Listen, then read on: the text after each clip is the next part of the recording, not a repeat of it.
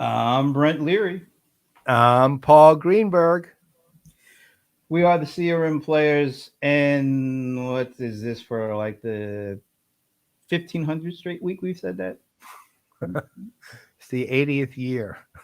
We just celebrated our 80-year anniversary.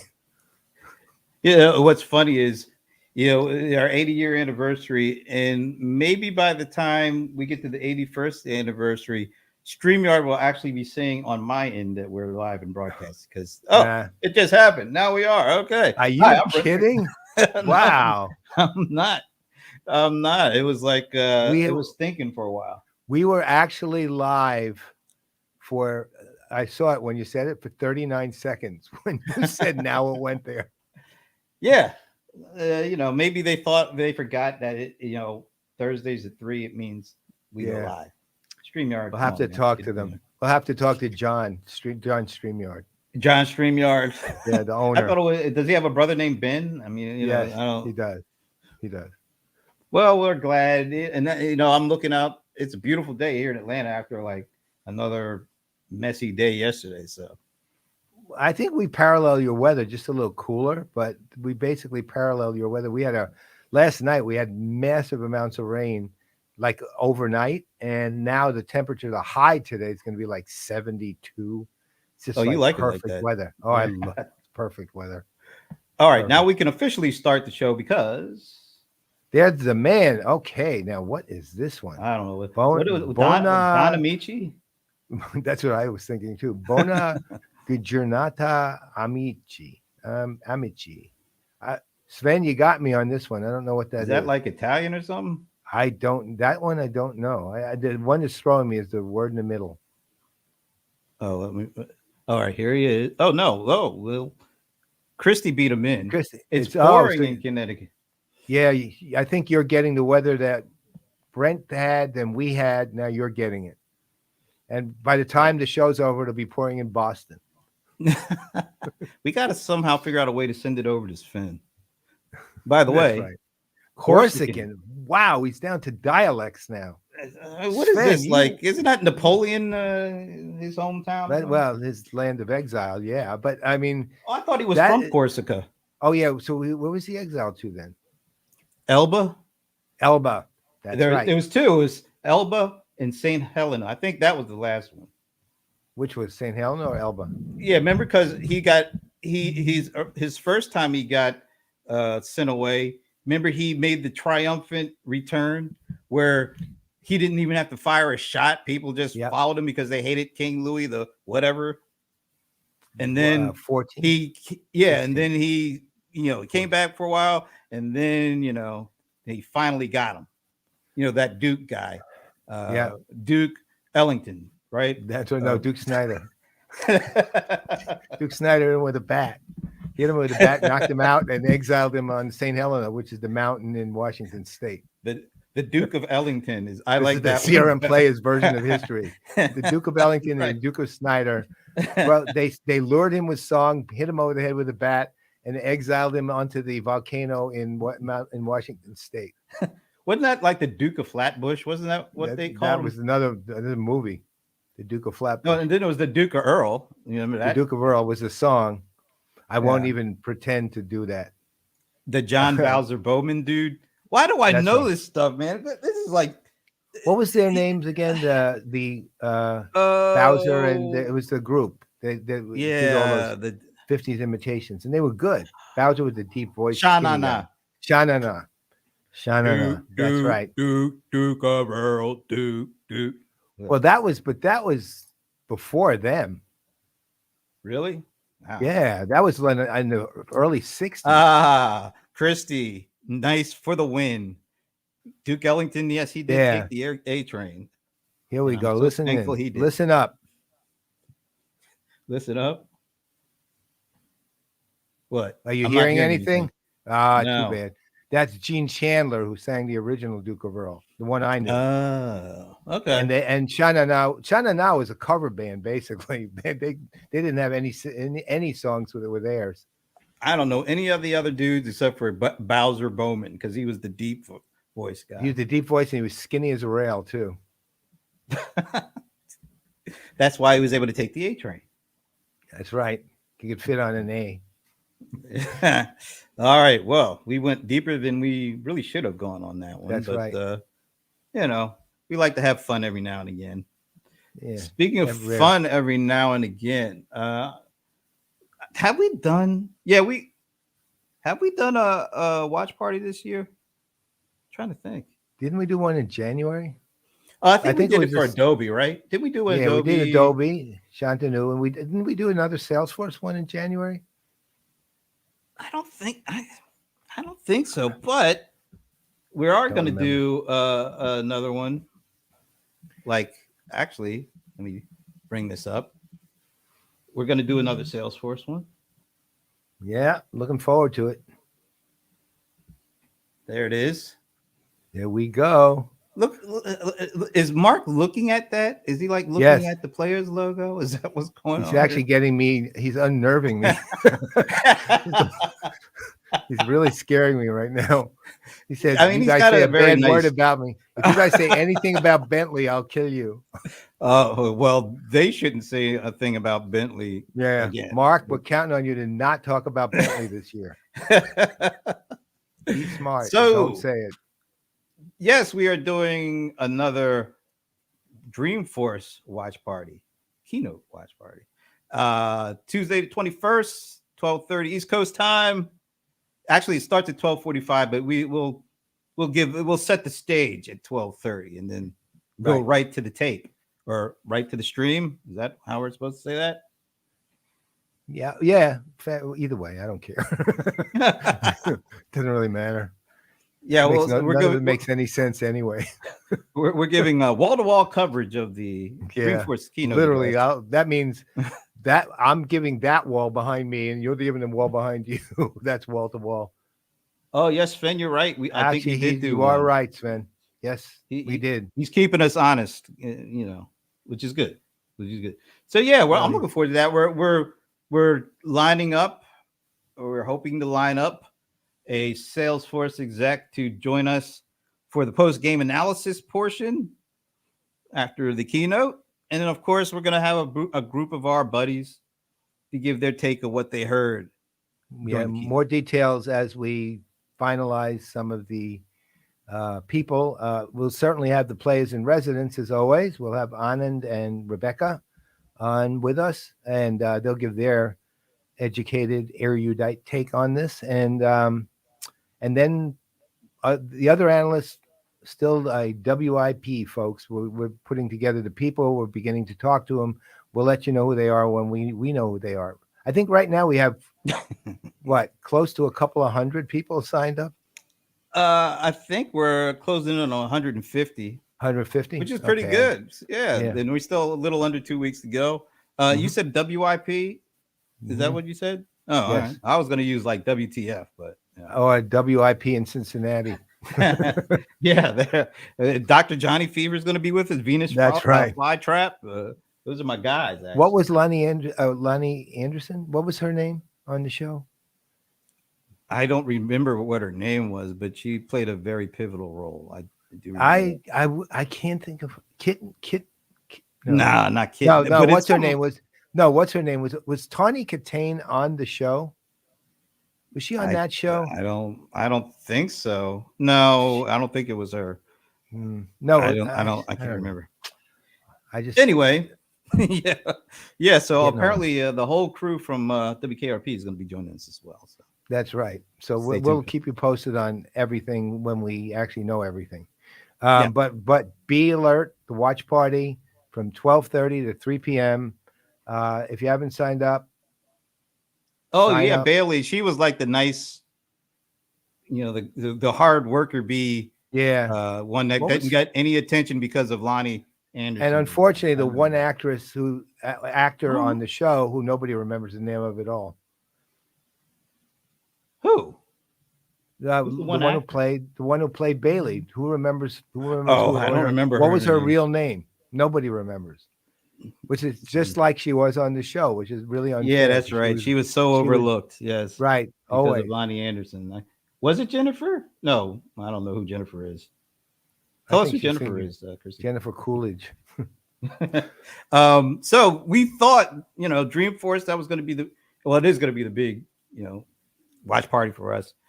And then we found out, I don't know if there's any, is this just a coincidence or whatever? But we found out the night before Dreamforce, almost like the night before Christmas or something, Oracle is going to be doing a special keynote with the one and only Larry Ellison. And so, although it's kind of going to be late, 6:30 East Coast time, we are going to have maybe a slightly smaller watch party. What do you call a smaller watch party? I don't know. Uh, uh, I don't have no clue. I was trying to come up with the idea of a really little like clock, but I can't. I just can't. A watch We're gonna sleepover? I don't know. we're gonna That's a little party, like a little party. Right. I really have no clue. Yeah, we're gonna have a watch sleepover for Larry Right. Ellison. Well, given the time it's starting, right? Yeah, So yeah, it's starting pretty late, and so what we're gonna do it. We're gonna hang out. We hope you can hang out with us.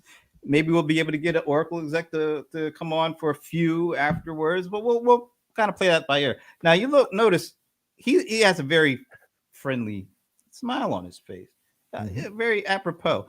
But this is the picture I wish they would have used.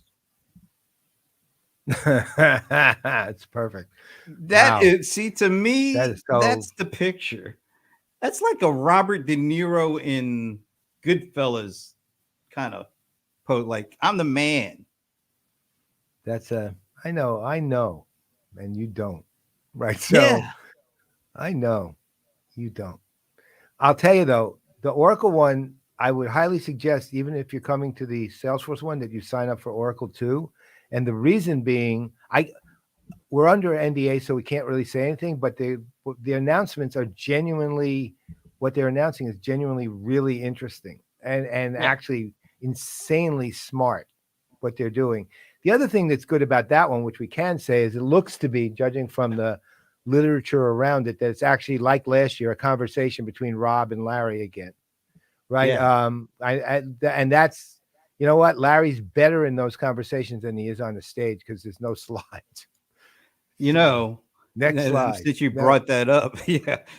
I wonder if the yoga mat will be making an appearance again. I don't know, or the I don't giant, whatever that was in the back, know.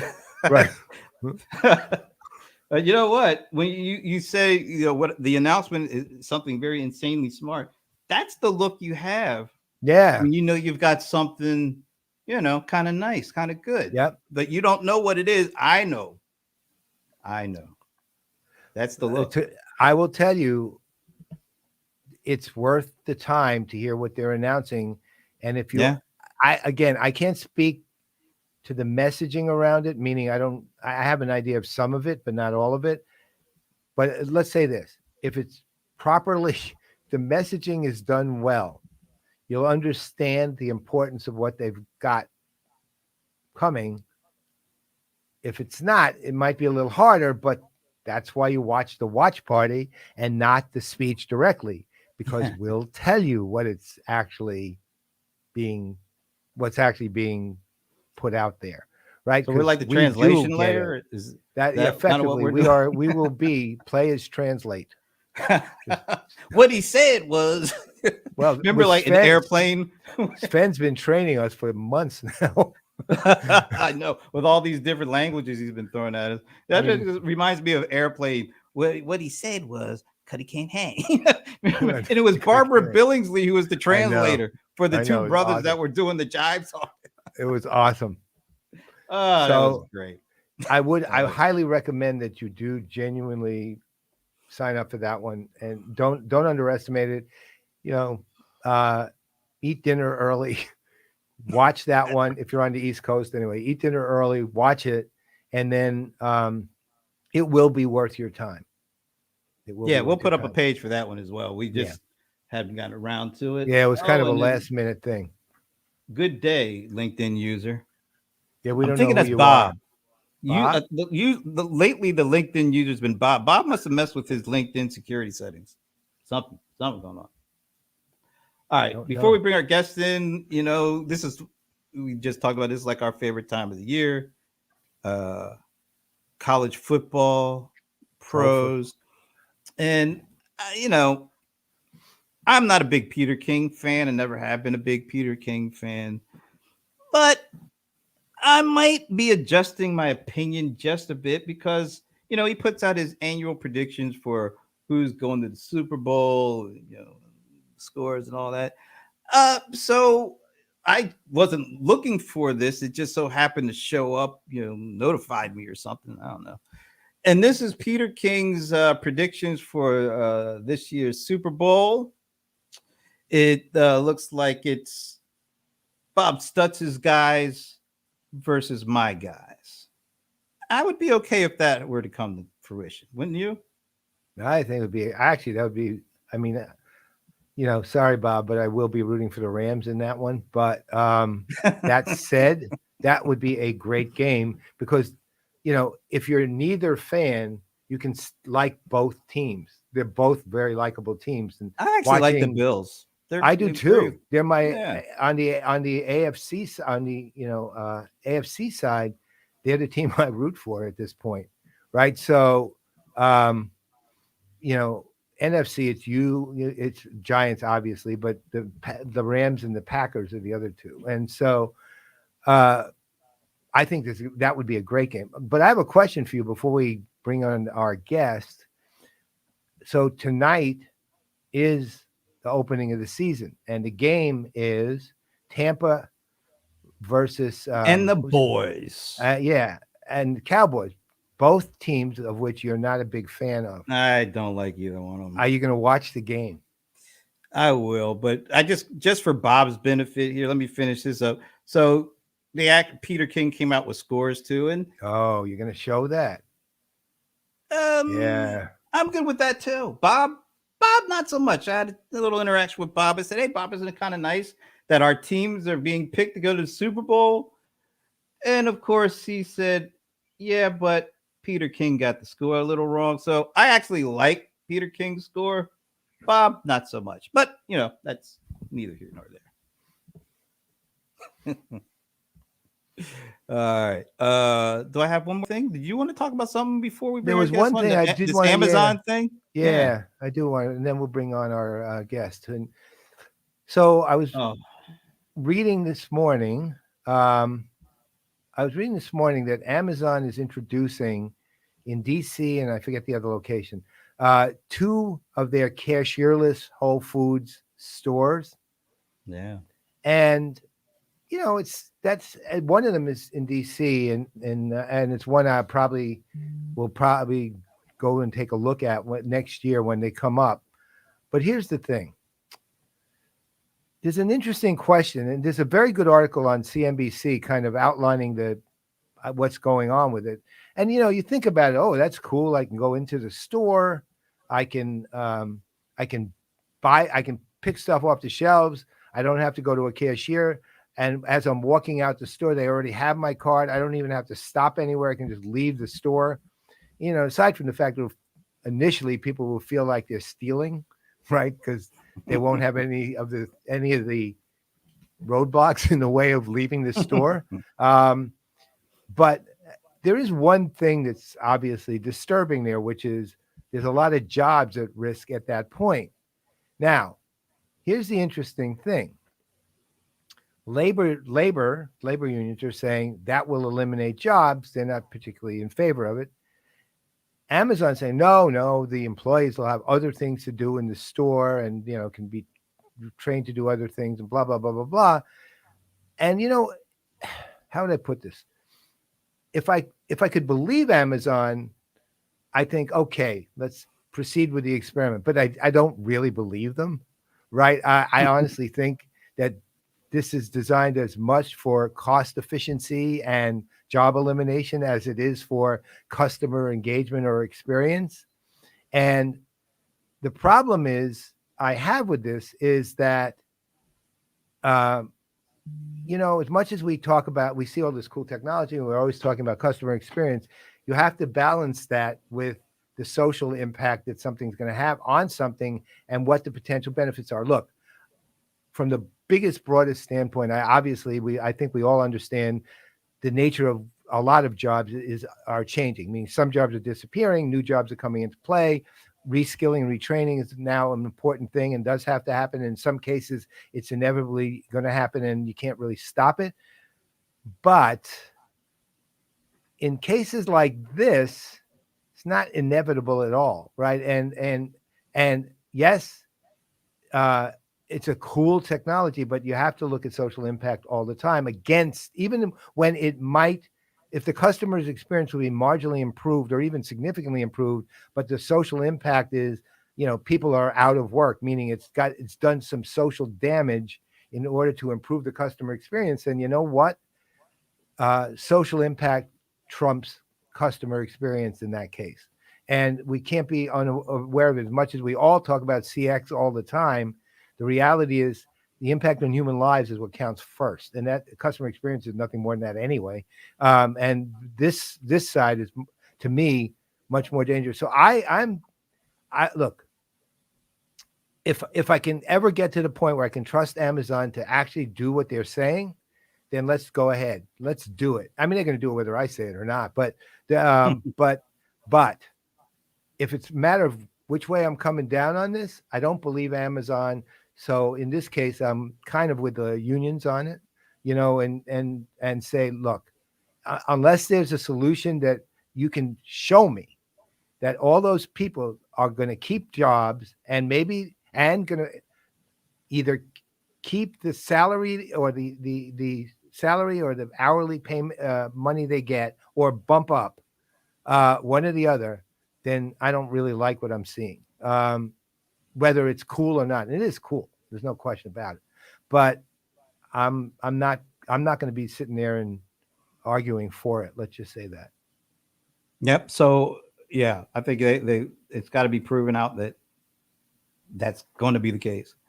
One thing that did come out right before we started the show today, Amazon apparently announced that they are going to be paying for their employees college.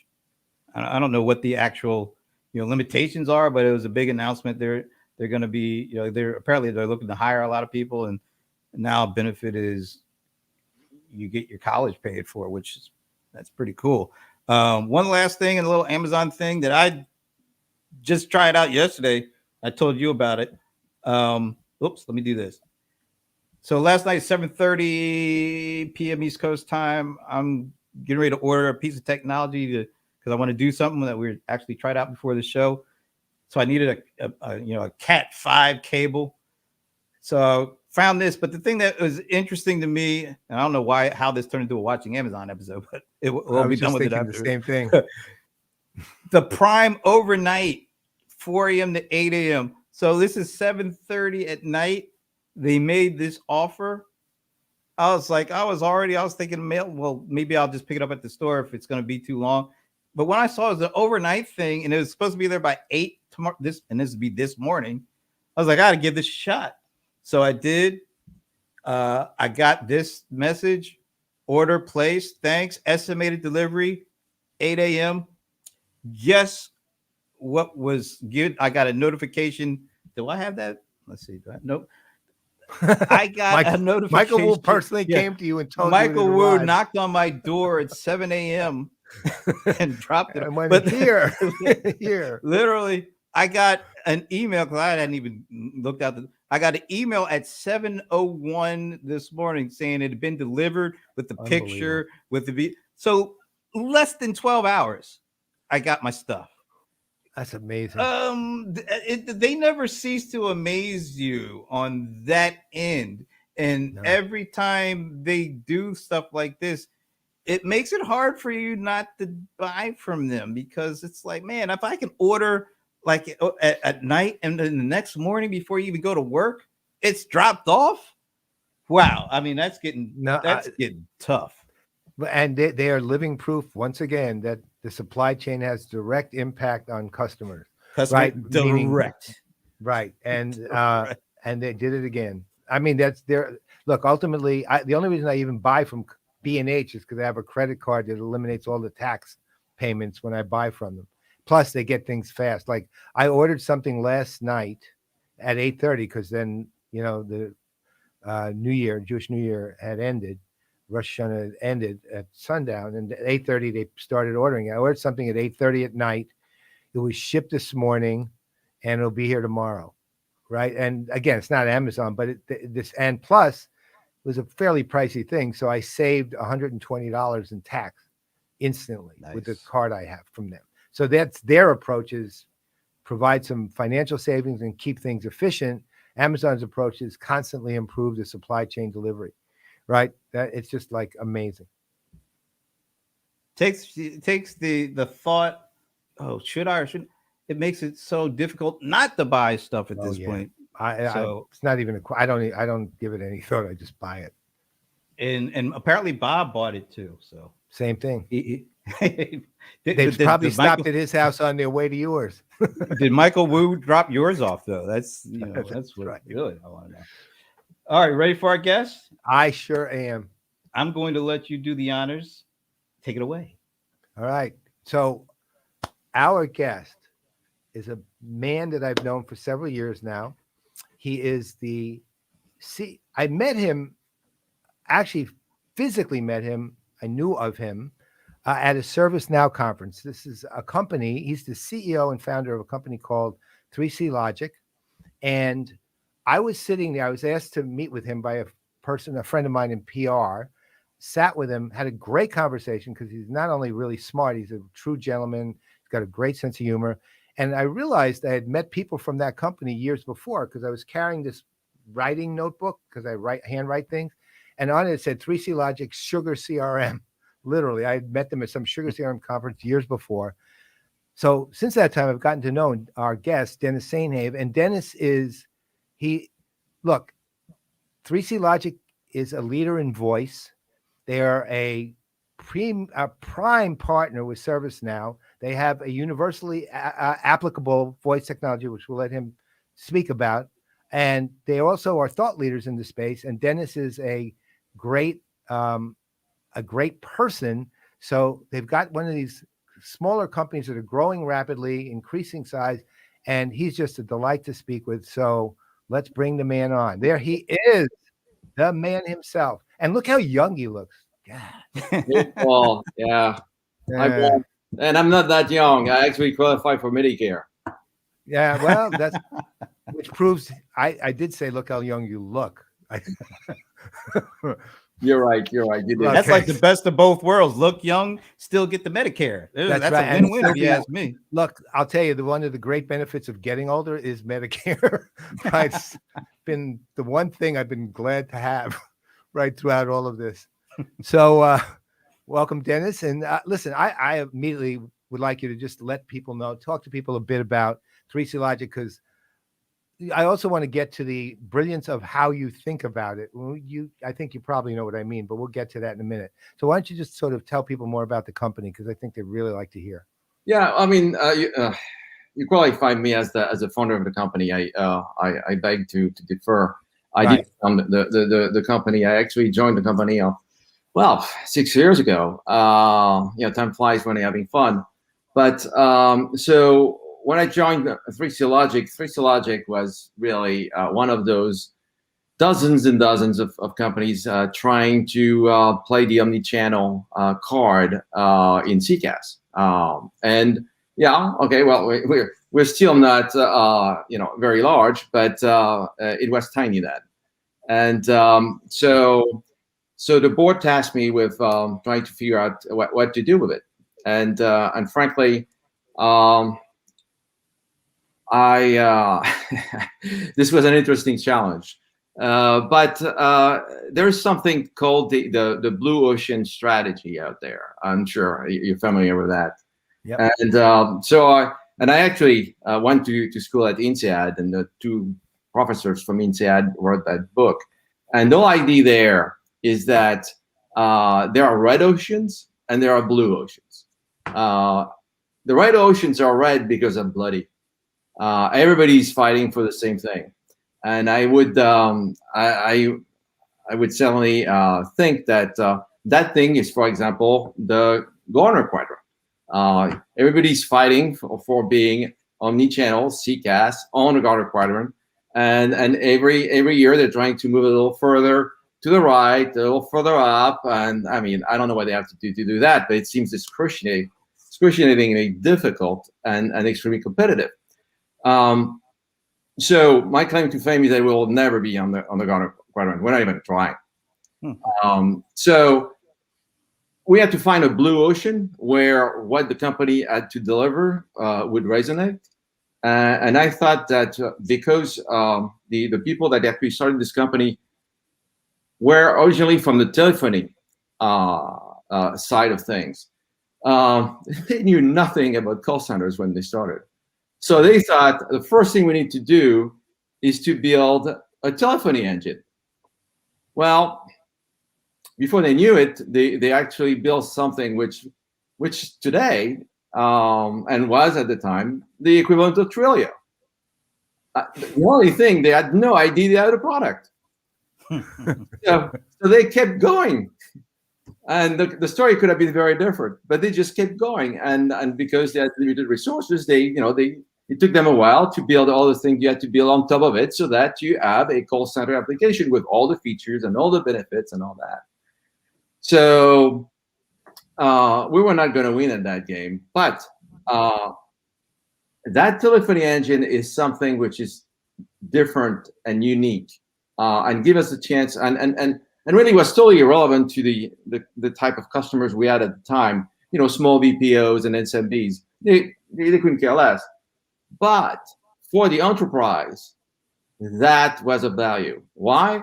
Because it gave us the possibility to actually deploy the solution either as a connector, as a hybrid, or pure cloud. We were not dependent, like maybe somebody like TalkDesk at the time, on a platform built by somebody else. Well, so then the question was, how do you get to enterprise when nobody has ever heard of you? And that's where, we met Paul at that ServiceNow conference.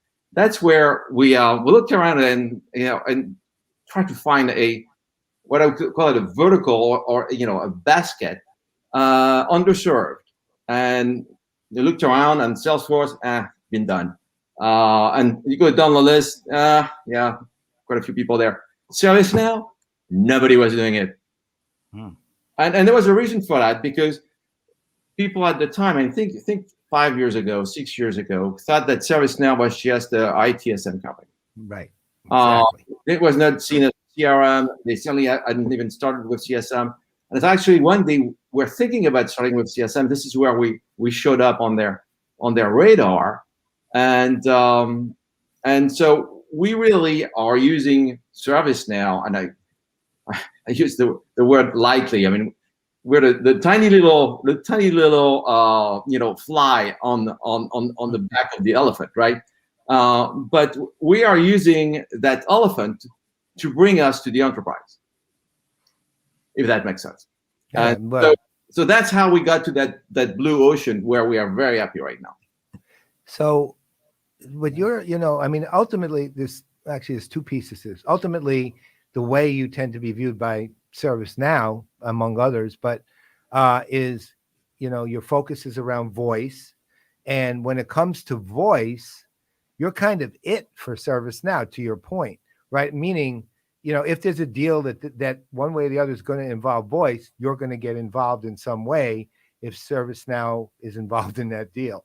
And I know you're one of the most important ServiceNow partners, meaning you're actually one of those very few who are what used to be called on the price list, in a manner of speaking, meaning, you're deeply embedded in the salespeople know all about you, and you're a GTM kind of partner. You're very strategic for them. And honestly, they don't have anything that that is like you, even in the partner level or anywhere else. So the interesting thing, though, to your earlier point, and even though your voice, you go to the point where you said we could be hybrid, we could be in the cloud, etc.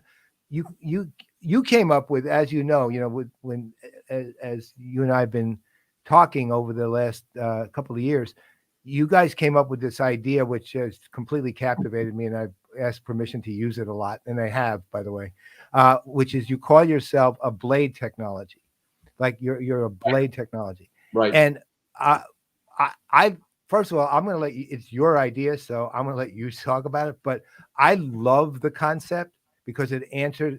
To be perfectly honest, it answers what something is, not just for you, but for a lot of other companies who really are what you are in terms of the type of thing, not the actual thing you do, but they're blade technologies too. But they've never been able to explain it. You guys came up with a brilliant way of putting it.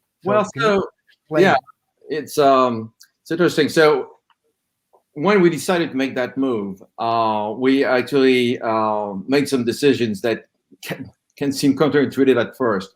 Like everybody else in the omni-channel, market, we would have a mini CRM at the bottom. We would have email, wasn't that great.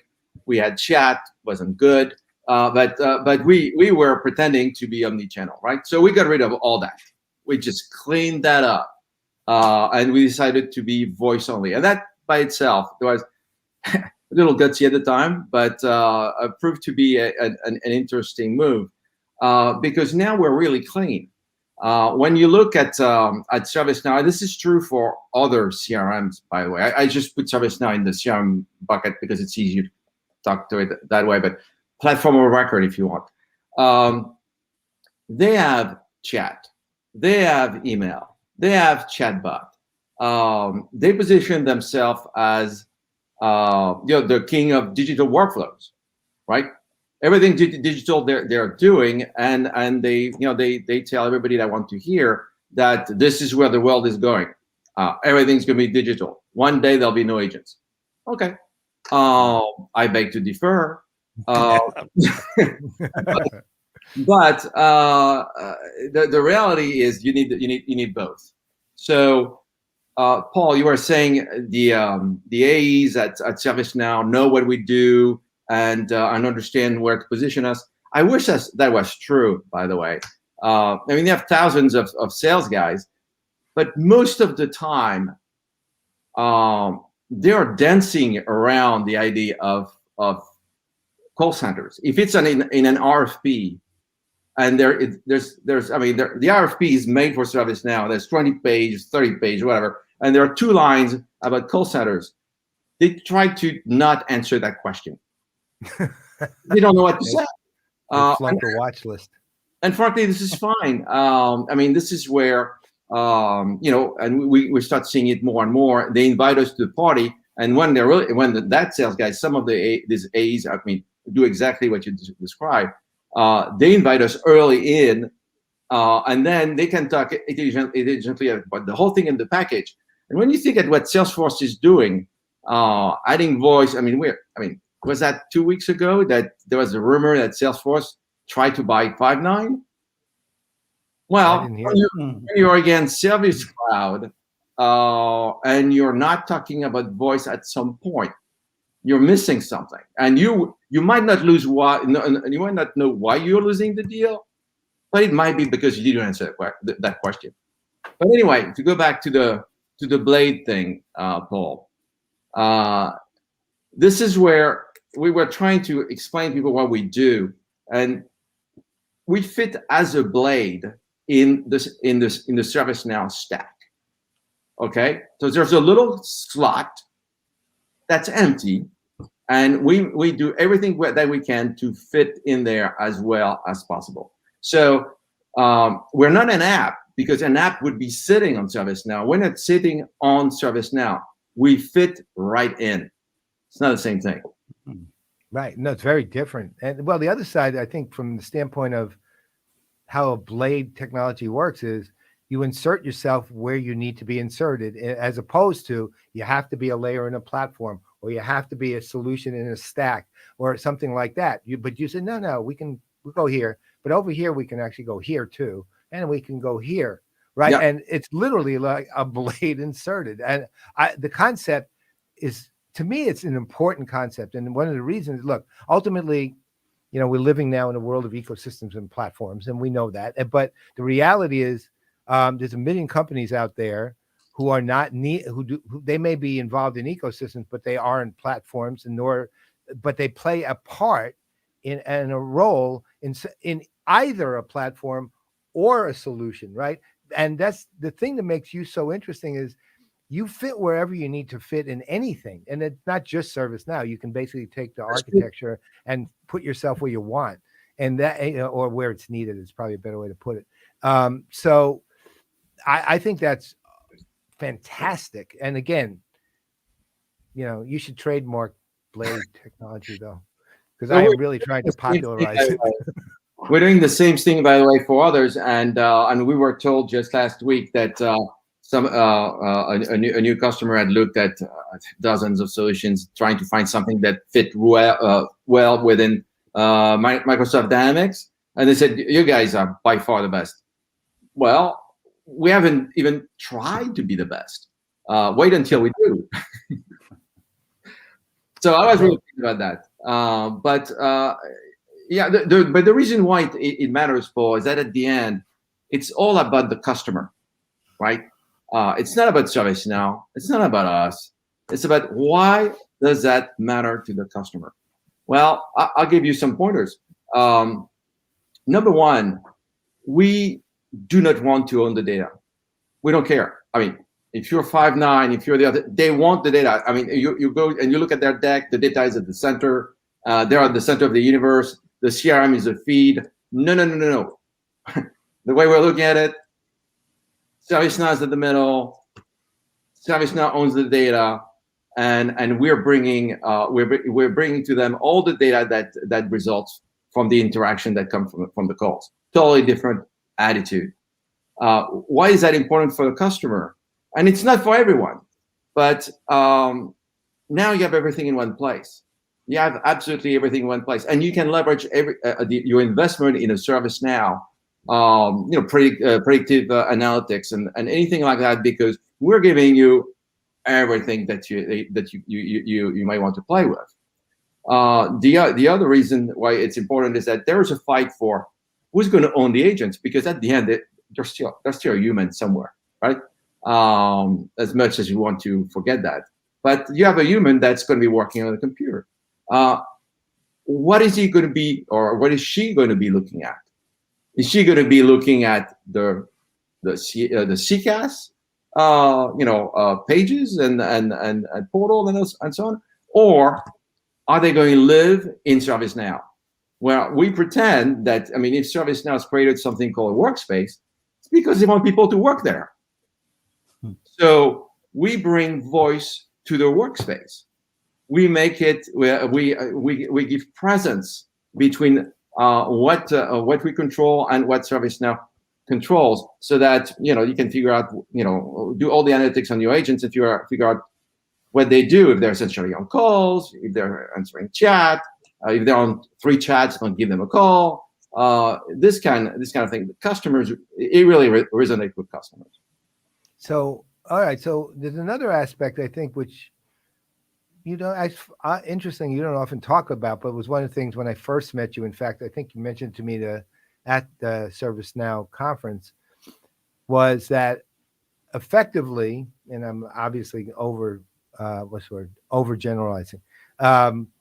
Effectively, voice action or interaction occurs, comes into the system.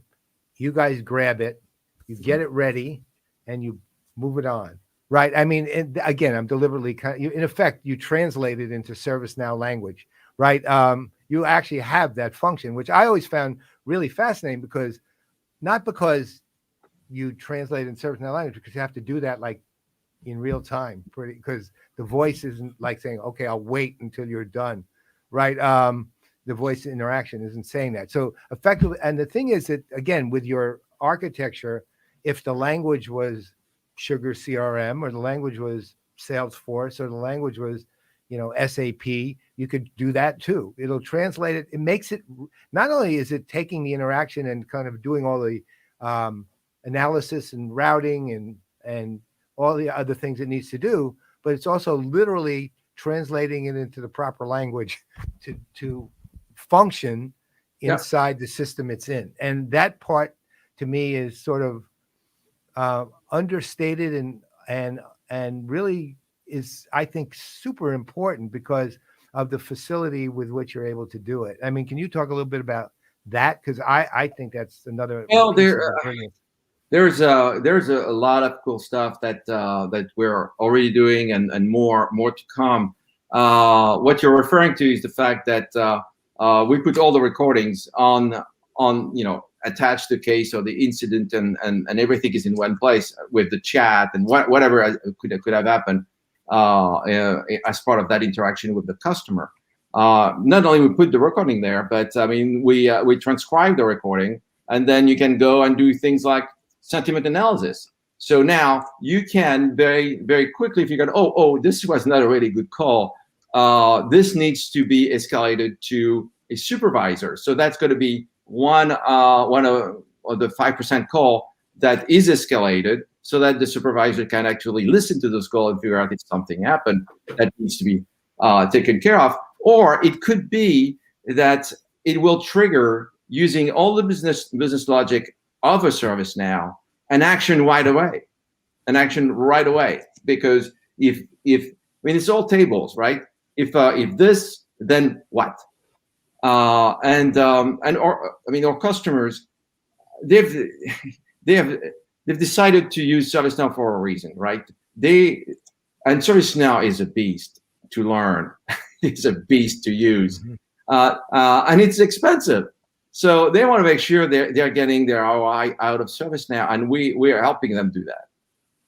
So, all right, so let's take it to a different place now, because look, you guys have been doing voice for a while, and you know, as Brent, who's like rock star in the universe of voice, has been looking at it, and the interesting thing is, we've seen kind of a peak and ebb, and peaking and ebb, and now we're back to another peak, and like actually maybe the most substantial peak it's seen, and that purely speculative. I don't know that for a fact, but how do you see it all going? I mean, it just take voice in general, not necessarily just what you're doing, but voice in general. Where do you see that going?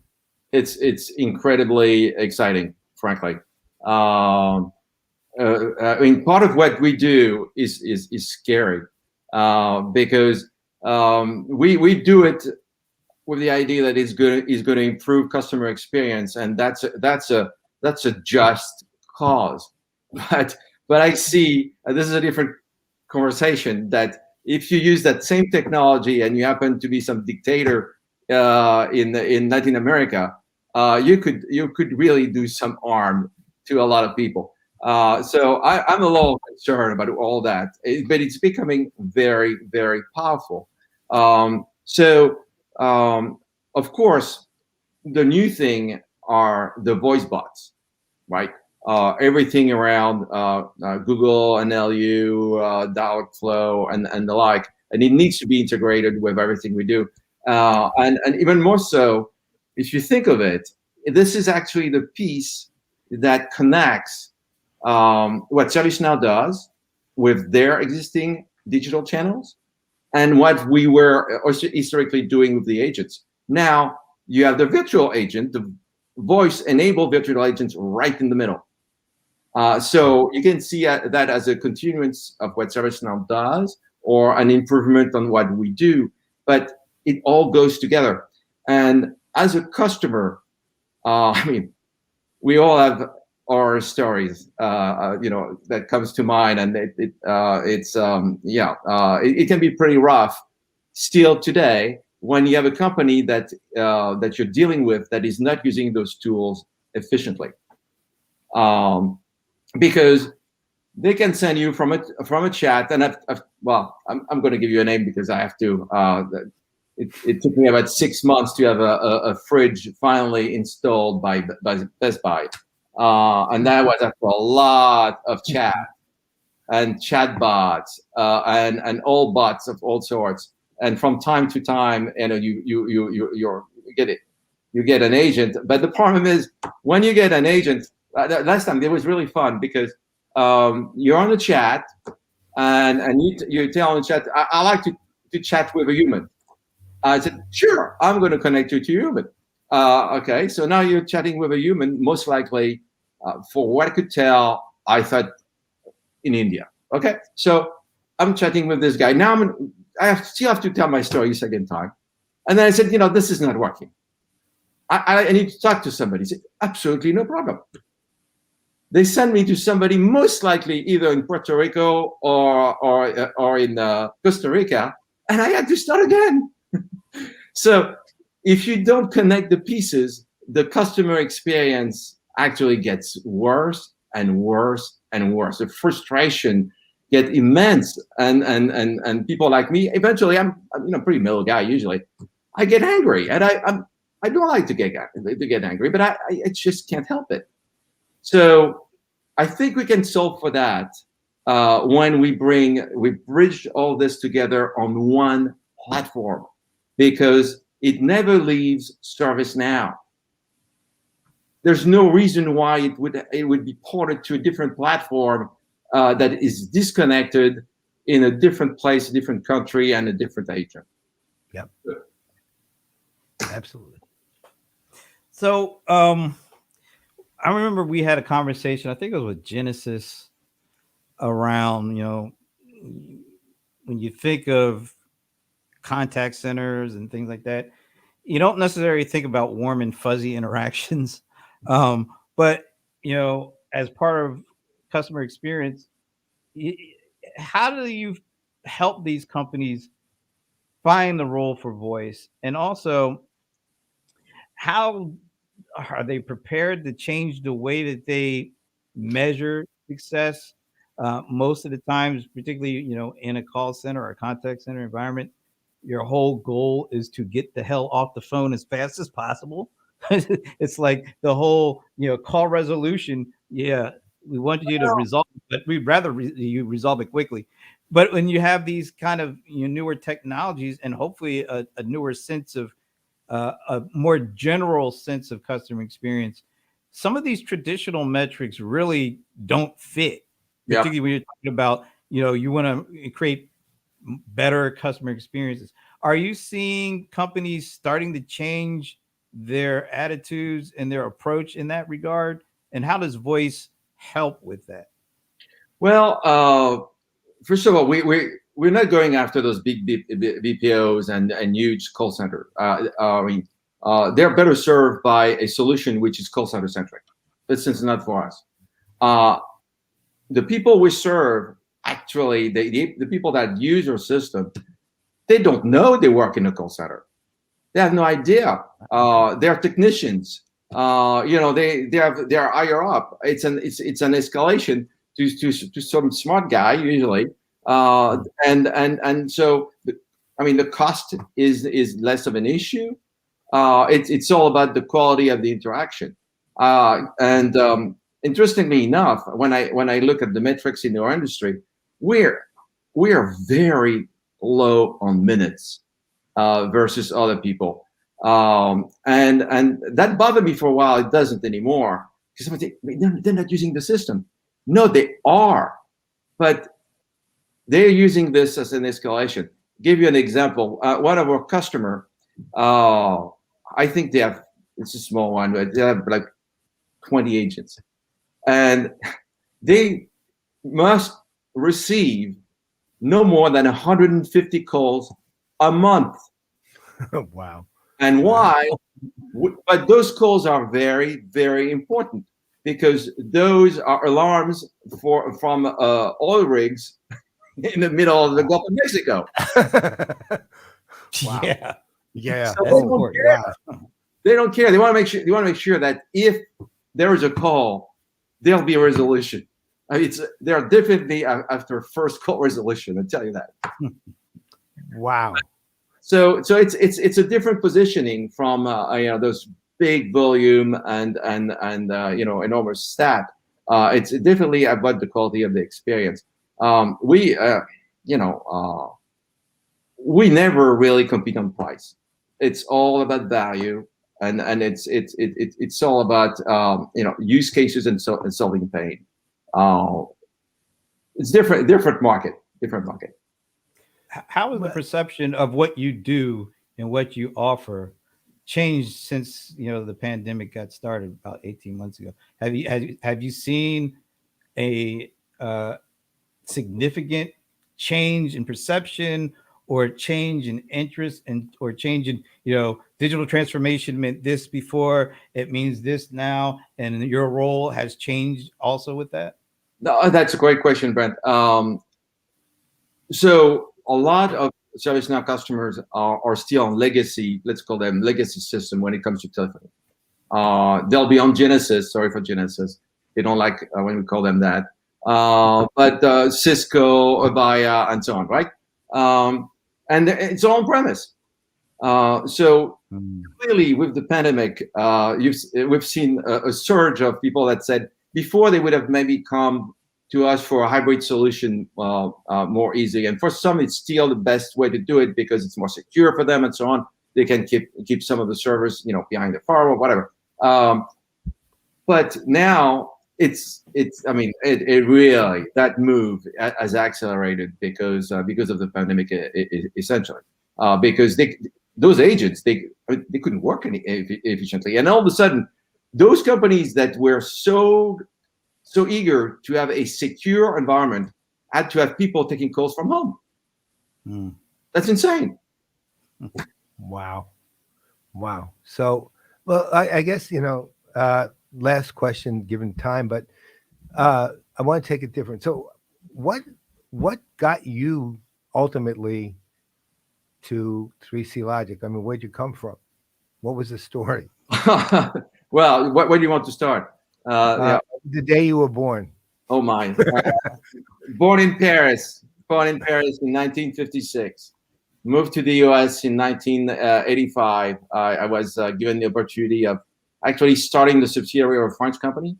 I was supposed to be here for 3 years. Well, time flies. I'm still here. And so after that, I cashed out and I started investing in early stage companies, quite a bit of them. So from 1992 until now, I have seen a paycheck only from time to time. It was all about making those company successful and getting to an exit. So in the case of 3C Logic, it was one of those situations where I was called to duty. I actually was on my boat in the Caribbean. But that's a different story. Yeah, especially this year. And then this took a little longer than I thought it would. It always does at the end. I mean, we all know that, right? But at the beginning, call center I thought was pretty boring, frankly. But what we do right now is exciting. And it's not just because of the way we do it. It's not because we build a really, really nice company, but it's because the industry has changed so much. And because positioning us, around voice was really, I mean, sometimes you just get lucky, right? It was a smart move after all, because voice makes such a comeback right now. Amazing. Absolutely amazing. Actually, there's one more question we got to ask. Go right ahead. Are you a fan of American football? No. I don't understand the rules. There's one team. I live in Annapolis, Maryland. Okay, so I have to support Navy. Plus, they put a really good show. The planes, the parachutes. So I mean, it's all fun. And the other thing I like with them is that usually during the game there's a lot of points that happen, a lot more than in other leagues. So it's a little more movement, but no, I'm not a connoisseur. Clearly, so it might be probably safe to say then you're not a fan of the New England Patriots, then, right? I don't hate them either. You probably didn't want to say that. I don't know them. I'm not going to hate people. Okay. All right. You don't know them. Well, you should have at least a little bit of respect for your host, for God's sake. So sorry. I could have done my own work. That's all right. As long as you didn't say I love them, you're all right. Yeah, we're not going to make it. You're okay. All right. Dennis, how do you pronounce your last name? Seynhaeve. I needed to know that because I have to say, on behalf of Denis Seynhaeve, I'm Brent Leary. I'm Paul Greenberg. We are the CRM Players, and this has been a fun one. I learned Yes, it more has. about the company. I didn't really know a lot about this, but I'm really interested in learning more now after our conversation. So thanks for joining us, and we will see you next Thursday, right? Thank you, Brent. We got People. we got to do You one are last thing. We got to do this before we can say goodbye. Now we can say goodbye.